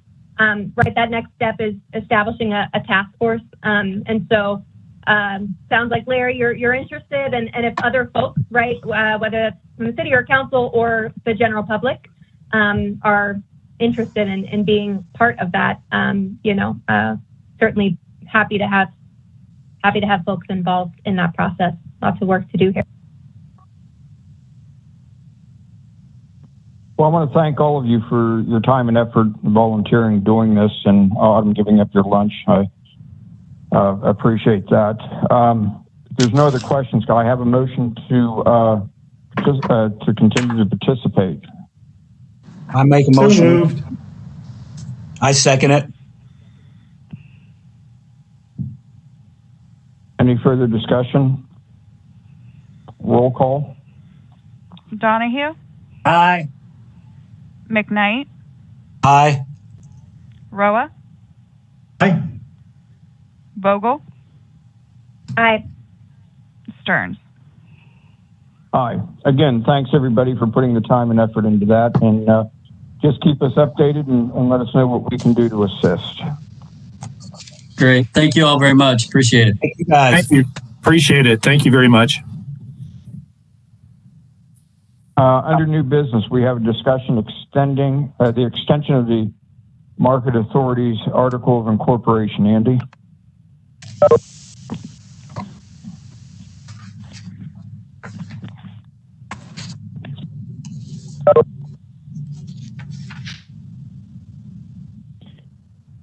Andy, you might be muted. Yep, sorry, just bringing the agenda back up. Yep, no problem. As my notes on the agenda prior to the meeting indicated, that we had learned, been reminded by a courtesy phone call from the State Department of Community and Economic Development that the Market Authority Certificate of Incorporation was set to expire on March 22nd, 2021, just here next month. The Market Authority was created under the auspices of the Municipal Authorities Act and had a 50-year sunset date upon its creation.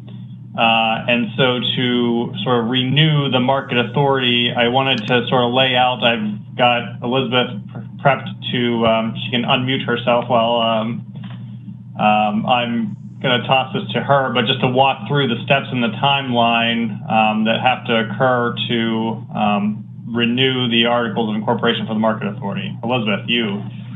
Thanks, Andy. So yeah, it's a really clear path to getting this done. The first step would be that the Market Authority would adopt a resolution that proposes an amendment to its Articles of Incorporation. They could do that at their next meeting, perhaps, and then they would present that to the city at a city council meeting, and council would consider the authority's resolution. The exact language of the amendment will be what is in the resolution. The only language in the amendment would be to extend the authority's existence for another 50-year period of time. So council would be able to consider the authority's resolution and then adopt it, if you choose to, by resolution or ordinance. At that point, let's assume that you were to adopt the authority's resolution, extending its existence. Then we would advertise the proposed amendment to the Articles of Incorporation in a newspaper of regular circulation in the county, so presumably the Tribune. It only needs to appear there once, so cost-wise, that would be pretty low. And then from there, after it is advertised, we can go ahead and submit it to the Secretary of the Commonwealth for final approval. There will be fees associated with that filing, and I will work on determining exactly what those fees are as we move this ball forward. So for your consideration, that's the information I have for you today. We do have a draft in the works for the Market Authority for their resolution. Should we agree that this is an appropriate process to begin? Thanks, Elizabeth. So far, in terms of teeing up Elizabeth and communicating briefly with the Market Authority, I have operated under the assumption that it is Council's desire to continue the Market Authority. So I guess I would like that gut check from all of you before proceeding. Yeah, I'm in favor. Okay. Yeah. Yes, Andy. Okay. Yeah. I will note that the city manager is not interested in managing the market house, so I think we need those volunteers. Would the Market Authority bear the costs of this? To be determined. We don't know the costs, and we'll, at least in terms of the filing fees, I don't even know what that cost is, but we'll report at the next meeting. Elizabeth, I do have a question. Yes, Larry. You mentioned first, or one time you mentioned the possibility of an ordinance or resolution. What if there is a difference? I think the ordinance would be most appropriate. I think that's makes it publicly available, it makes it easily accessible. Andy, any additional comments on that decision? Your answer doesn't get to the legal difference between a resolution or an ordinance, but my only concern here in terms of an ordinance, right, is the first and second reading and third and final and meeting this March 22nd date what the effective date of an ordinance, I think in this case we may need to consider the expediency of a resolution of council. Right. To meet this particular deadline. Yeah. Yep. Okay, just curious. If we needed to do an ordinance, I mean, if it's better to do an ordinance, what about the possibility of scheduling an extra meeting just for that one issue? Let us back into the timeline. I haven't done that effective date. I'll prepare that after this meeting. Really, the first action will be getting in front of the market authority, probably ideally as soon as next week is their meeting. Next Wednesday, I believe. Well, something close to that. I always get it wrong. Katie will correct me. It is the 10th, Andy. The 17th is the next market authority meeting. Oh, okay. Yeah, it's the 17th. I knew I had it wrong. So they would meet the same day as actually council would later that evening. So Jim, we'll consider that. We'll back into the timing to see what we can pull off and present those options to council. All right. Thank you, Andy.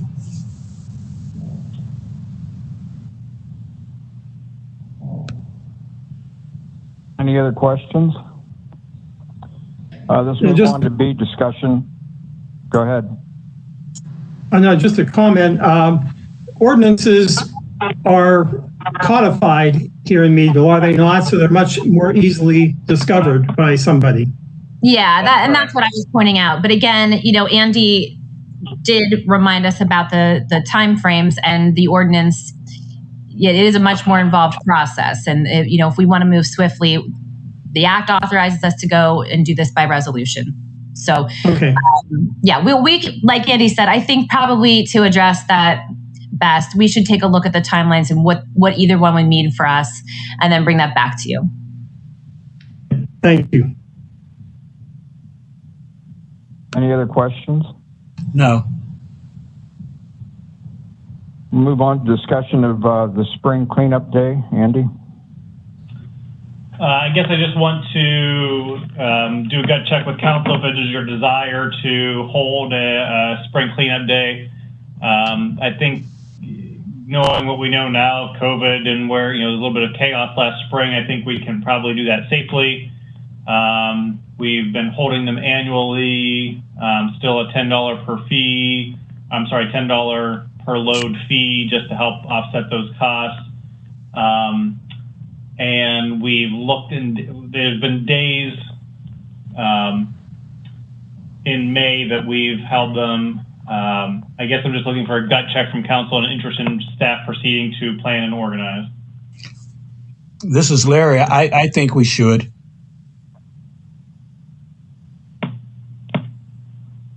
Hey, Sean, it's Leroy. Question. Still involved. Are they doing any tire pickup this year? Do they do that every year or every other year? Every other year, and I believe we're going to do it this year. It won't be till September. But, until September. Yeah. Okay. I'm interested that way we can give a heads up on that. Yeah. Electronics. Thanks, Sean. No, on the electronics. I'm trying to think of Hagen Business Machine did a electronics thing last year. They did one to raise money for the rec complex. I think they've done it a couple times now, and they do it right around the same time as our cleanup day. Maybe we could reach out to them, see if they're going to do it again. I haven't talked to them in a while. I haven't talked to Jay, but if we could reach out, yeah. So it sounds like the majority of council's in favor of the spring cleanup day? Yes. Any opposed? Let's just do it that way. Not hearing any opposed on Andy, I guess go ahead and go forward. We'll proceed with planning. Okay. Then we have a discussion about Dr. Martin Luther King's Junior Mentoring Program time capsule. I'll go ahead and lead this off, Andy. I was asked to join a committee from Dr. Dixon, and those who know Dr. Dixon, you do not say no. You do everything you can to help. So I have been meeting with them, and a discussion come up that they would like to do a time capsule. It's kind of still in the rough, but it was discussed where possibly the time capsule could be placed. There's a couple of different locations. It's a 4x4, I believe. And it was talked about possibly putting it in Diamond Park. There is a time capsule in Diamond Park now. Just, I guess it's west of the gazebo. But I told them I would talk to council. Council would have to make the approval, and then we'd have to find a place, at least to offer. Does not mean it may go there, maybe placed somewhere else. But the time capsule would consist of the pandemic that we've gone through, such things as some of the forms that have been done, something from our police department, our fire department that would be part of the city that would be involved in that, of course, with the Martin Luther King program and the school. It'd be limited to that size, of course. That is all paid for by grant money. There'd be no cost to the city other than in-kind service, possibly bearing it, things like that. But the actual capsule itself and the marker would be covered by grant money that's already been approved. So I guess I wanted to touch base with council to see how they felt, if they would choose Diamond Park, if it's an absolute no, or it's a consideration, and then Andy and the committee could work together on where we would place it. I guess I'm looking for comments. So I'll start with Jim. Jim, any comments? Yeah, I have no problem with Diamond Park. I'm assuming that there will be some security measures, like it'll be encased in concrete so it isn't vandalized. Correct. I mean, this is the vault is actually purchased. I don't want to give a figure because I can't really remember the exact figure, but it is a solid piece of material that would go in the ground. Yes. Right. Sean, any questions? Jim, any other questions? Nope, no questions. I go for it. Okay. I'm all for it. Sean? I'm for it. It sounds like a nice idea. I don't know how long they want to wait to open it, but long. Well, that's being discussed. We don't know 50 or 100 years. I'm sure I won't be here. It's 50, so I'll be here. Okay, Jim. That'll be part of the negotiation. Sean, any other questions on it? No, Diamond Park's a nice place for it. I don't know. I was thinking maybe up in Heidi Cooper when they redo it or something. That might be interesting to put it up there. Hopefully we'll get something going up there. Yeah, it's not a definite for Diamond Park, but I know that was one of the areas that they were mostly interested in. Larry, any questions or comments? You know, Sean just made an interesting point. I think Heidi Cooper Park to me would be an interesting point. I have no objections to Diamond Park, but looking at Martin Luther King, I would feel it would be more, more acceptable in that neighborhood, that area of town, and more understood, I guess, is the word I'm looking for. Sure, and I'll take that back, Larry, and share it with the committee, so they have different options that they're looking at. My suggestion that we offer them both. Right. Yeah. Right. Yeah. There's a couple other places they may be looking at also, but we wanted to clear it with Diamond in case they want to move forward and having this accomplished by September. Is the hope in this. Leroy? Yeah. I would also, another place that came to my mind is Bicentennial Park, because back in the 40s, 50s, and 60s, that was a predominantly Black or Italian mixed low-income neighborhood. And a lot of our civil rights marches and things of that nature were done in that area. Our city police building and city building were down on French Street, which is in that area close to by Centennial Park.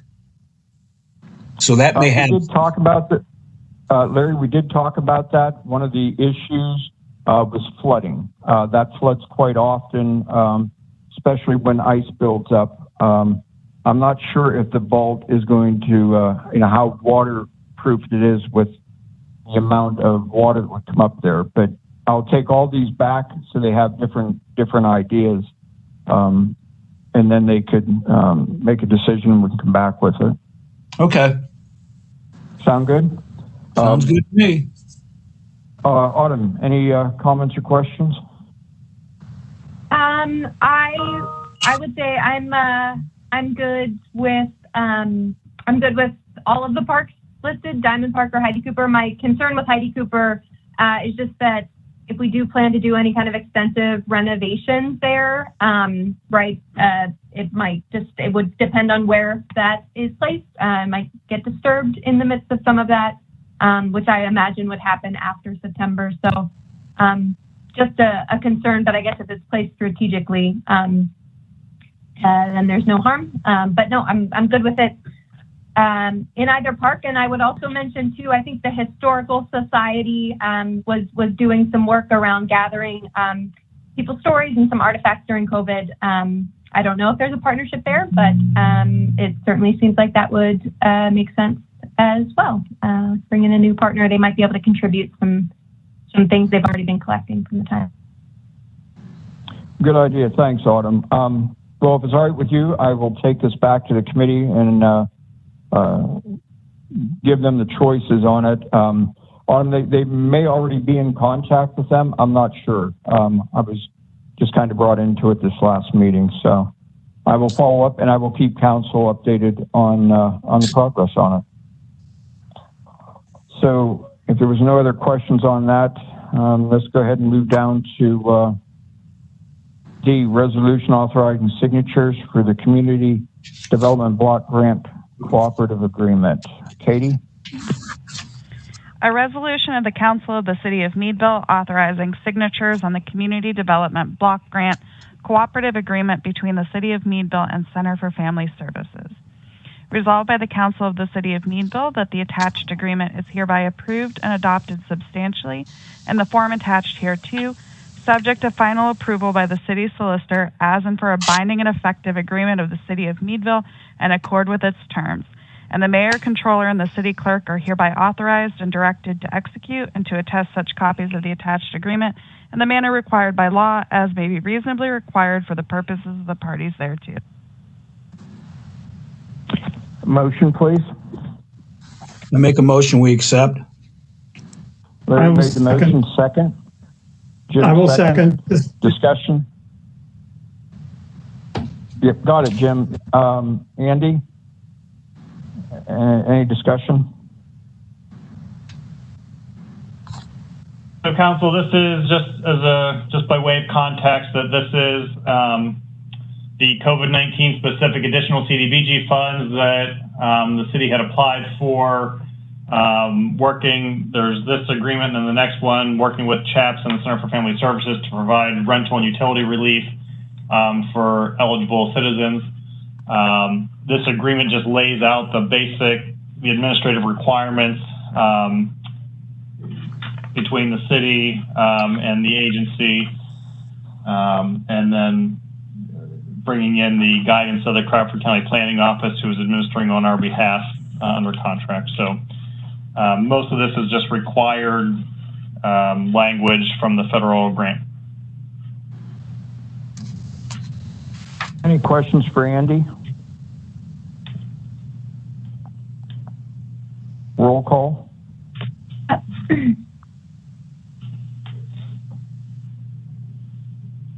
I'm sorry, did somebody have a question? Aye. McKnight? Aye. Roa? Aye. Vogel? Aye. Stearns? Aye. We have a resolution authorizing signatures with a community development block grant with the City of Meadville with a mental health awareness program. Katie?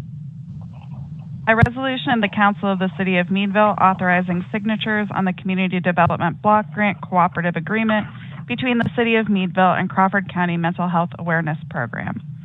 Resolved by the Council of the City of Meadville that the attached agreement is hereby approved and adopted substantially and the form attached hereto, subject to final approval by the City Solicitor, as and for a binding and effective agreement of the City of Meadville in accord with its terms.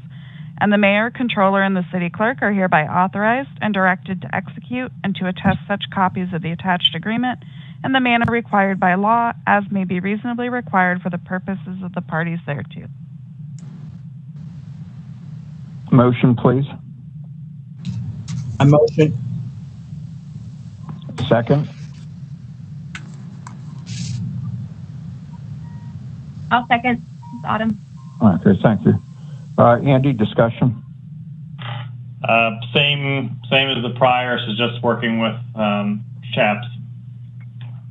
These funds, I meant to note, these funds will begin to roll. I think we expect a contract in short order here finally get these funds moving.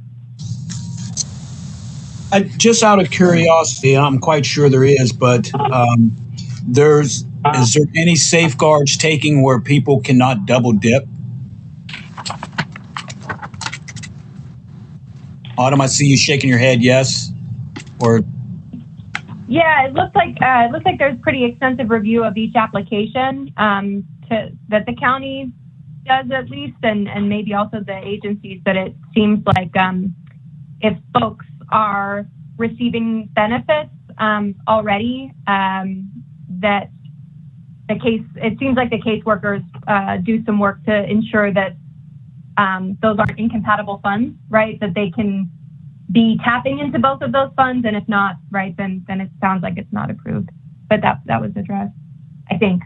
I could be wrong. I just wanted to note, I guess in reading these agreements, right, like there's like many components of like 16 steps that people have to take, and that's just like in the paperwork to assemble to get these applications in, and then the process itself is long. To me, that seems really burdensome, right? There's just so much when people are already struggling. There's so much going on, and folks need money to pay rent and utilities. So I was struck by that, but I think to Andy's point, I did reach out to Lynn McCumber from CHAPS and Jason Nesbitt from Center for Family Services, and it seems par for the course, right? Their sense was this is the typical bureaucracy, this is the typical process for funds like this coming from the state or federal level, and they're used to it, that their staff is ready to do it, and they're capable of this kind of administrative work, and they both expressed their gratitude to the county for laying out such a thorough program and introducing it before it rolled out. So I just wanted to share that they're grateful and they're excited. And Jason Nesbitt from Center for Family Services did share that they have a waiting list already of over 100 individuals needing rent and utility assistance, most of which are from the city of Meadville. So, you know, I imagine CHAPS has something similar. And I say that just to, I guess, underscore the importance of these funds and just to encourage folks, if they're in need of these funds, they should get in as soon as possible to one of these agencies. It sounds like the folks on the waiting list may be serviced first. So get in there when you're able and get all your paperwork ready and squared away. But I'm glad that we're able to issue these now. This has been a long time, a long time, I think, that we've been waiting on these funds to support our residents. So glad that they're finally coming through. Any other comments or questions? Roll call. Donahue? Aye. McKnight? Aye. Roa? Aye. Vogel? Stern? Aye.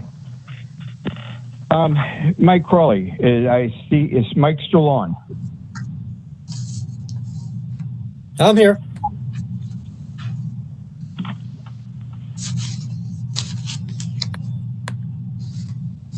I'm not able to see if Mike Crowley's on. Is he still online? Or? Yes, he is. He is on and ready to speak at you.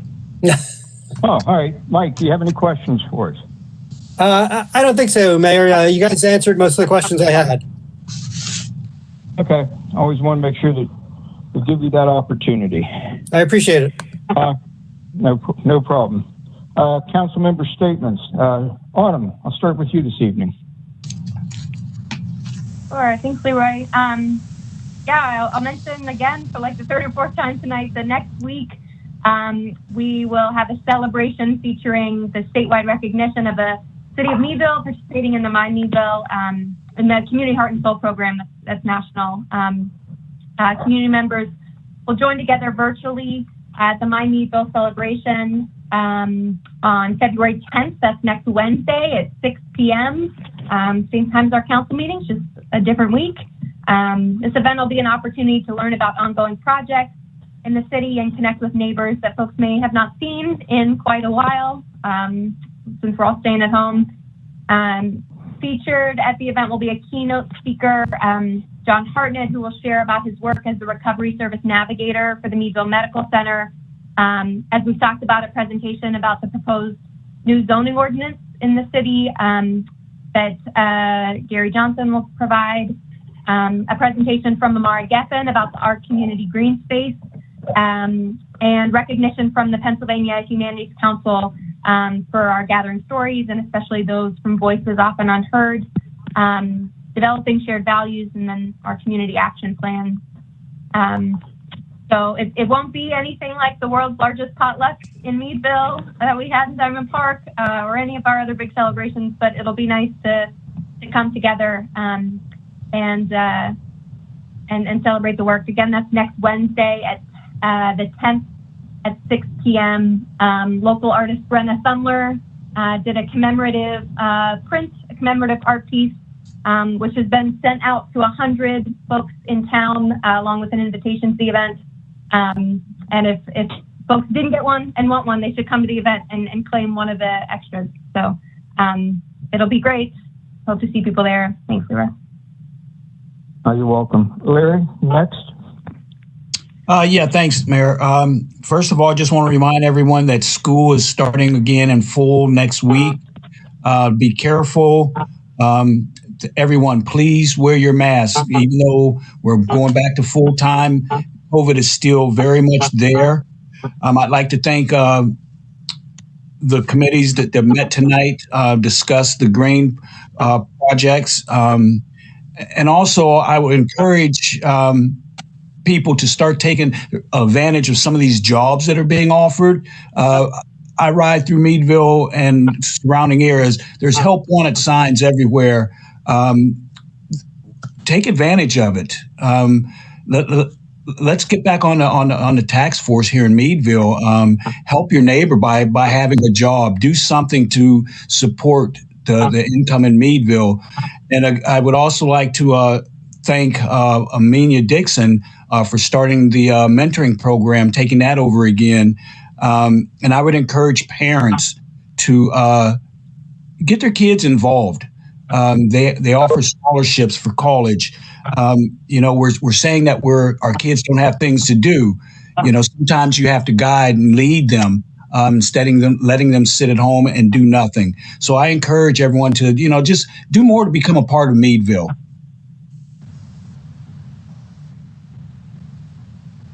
That's all.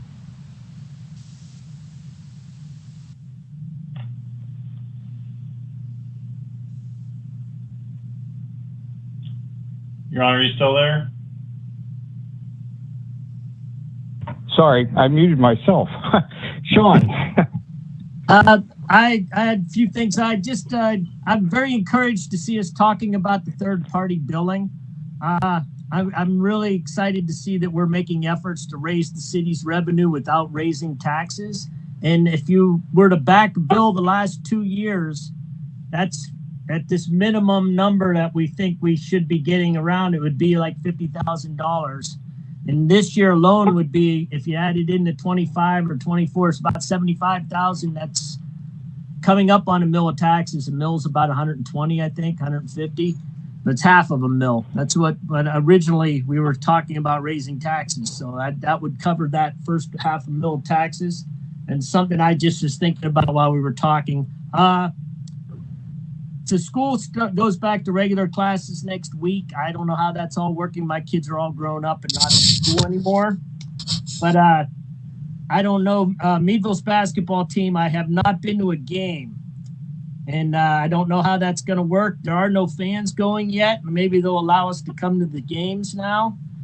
And they beat Prep, I think, a week ago, and they beat them pretty handily. And that's pretty much the marker for a good basketball team at all, is to beat Prep, even when they're having a bad year. But Prep's has a good team again this year, too. But I thought that was kind of fun.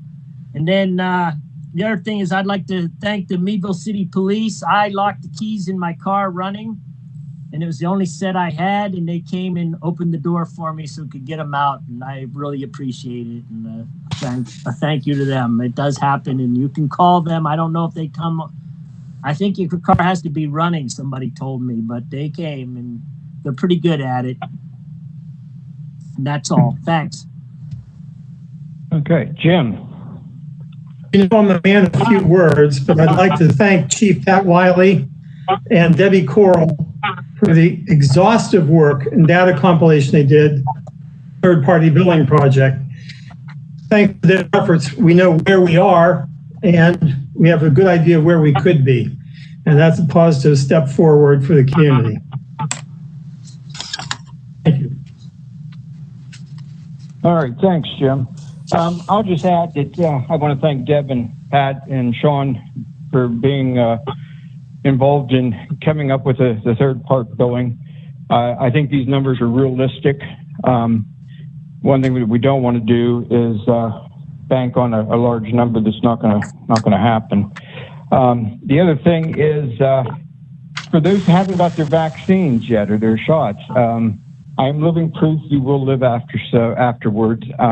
With very little side effects. I'm the same person I was, but some might argue that. But the side effects, I feel, was worth it. We need to protect our community, and again, as we all said, make sure you follow the CDC regulations. Make sure you have that mask on. It's not only for your protection, but for the protections around you. I can share with you one of my brothers. Down with the virus, and it was not pleasant at all for him. And I hate to see anybody else have to go through that process. Luckily enough, he will recover, but it's taking time. So make sure you wear your mask. I want to thank staff for everything, getting the third part billing ready, and as with getting the rest of the items on the agenda in front of council. Appreciate it. We're going to adjourn to an executive session for real estate, I believe. Is that correct, Andy? Yeah. Anything else other than real estate? No, that's all, Your Honor. Okay. Motion to adjourn, please. I make a motion, we adjourn. Second? I'll second. Roll call. Donahue, Aye. McKnight, Aye. Roa, Aye. Vogel, Aye. Stearns. Aye. Andy, do we need the computer on?